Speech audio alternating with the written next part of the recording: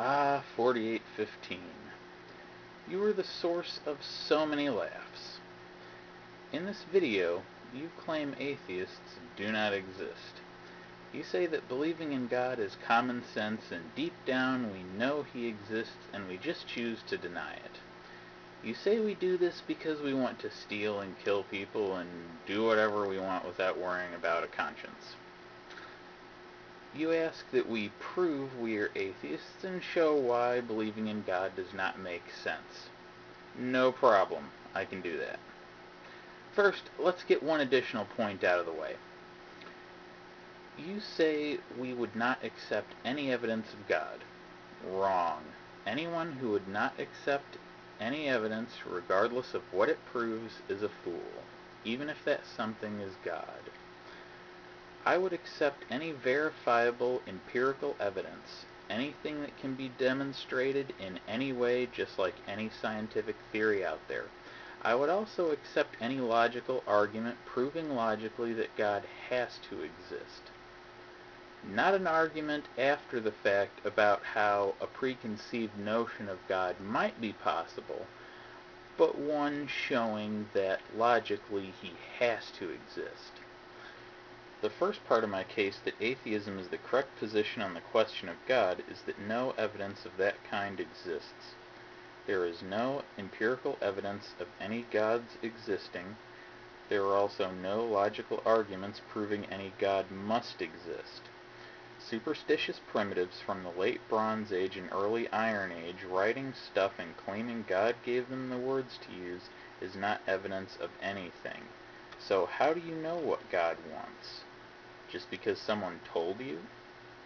That's like believing rumors about someone. If people believed rumors about you, you wouldn't like that. You would want people to meet you before they decide they know what you want. It's the same thing with God. If there was a God, there is no way He would appreciate people deciding they know what He wants. Not knowing anything about God is only the first thing the lack of evidence shows. It also shows that any God who existed would have to be hiding His existence from us. The only logical reason to do this is because He wants us to live as if there is no God. But empirical evidence or logical proofs go even further. Without it, there is no way to even know the concept of God. There are only 3 ways to know something. The 3 ways are empirical evidence, logical arguments, and making it up. That's it. It is the only 3 ways you can have any concept, including God. The evidence is how we know things scientifically.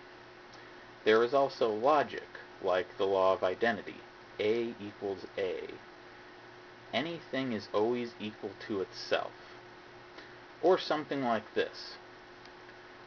Autumn is a cat. Cats are mammals. Therefore, Autumn is a mammal. Then there is making things up. Take Darth Vader, for example. We know about him because George Lucas made it up and told us stories about him. So, without empirical evidence or logical reasoning, we are left with the third option, that it was made up. This is the problem with the very concept of gods. The chances of something people made up coincidentally existing is infinitesimal. Until there is some sort of evidence for gods, it is logical to conclude that they do not exist. So the very concept of God has no merit because, as I said, without evidence it has to be made up. That's the only way people can know of the concept. Making up gods seems to be common for people. Any process that was not understood was attributed to some sort of god. Rain gods, sun gods, gods that make the grass grow, or whatever. All god concepts attempt to explain something unknown.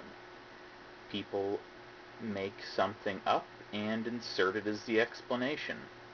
They don't know any way it could be possible, so they conclude it must be God.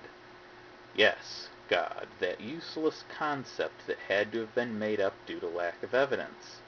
This is an argument from ignorance, which is a logical fallacy. You don't get to insert any old fable you want as an answer just because you don't know something. I don't know means I don't know. It's not an invitation to make things up. So, the concept of God is not only completely without merit, but it comes from an argument from ignorance, which is a logical fallacy. Therefore, gods and any belief in them is logically fallacious. Because such belief is a fallacy, there should be no theists.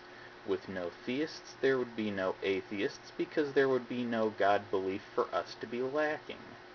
We wouldn't believe in gods, but the concept of atheism would not exist without people inventing gods. As for your moral argument, that is just as silly. We don't need a supernatural parent to make us behave. We do it for the sake of it, with no reward or punishment. That is why atheists do exist, and why belief in God is irrational.